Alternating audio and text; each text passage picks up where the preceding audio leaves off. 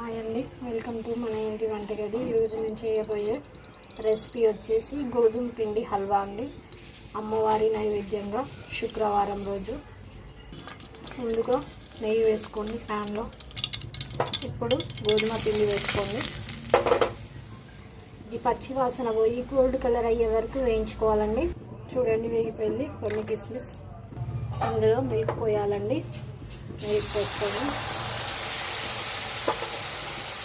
పైన కాస్తంత చక్కెర వేసుకోండి. ఇది మాడకుండా జాగ్రత్తగా కలుపుకోండి, లేకపోతే మాడిపోతుంది. చూడండి, అయిపోవడానికి వచ్చింది. ఇలా చేసుకుంటే సరిపోతుంది. చూడండి, చాలా సింపుల్గా స్వీట్ ఐటెం చేశానండి. శుక్రవారం సందర్భంగా మా ఇంట్లో అమ్మవారి నైవేద్యం అండి గోధుమ పిండి హల్వా. నచ్చితే లైక్ చేయండి, షేర్ చేయండి, నా ఛానల్ని సబ్స్క్రైబ్ చేయండి.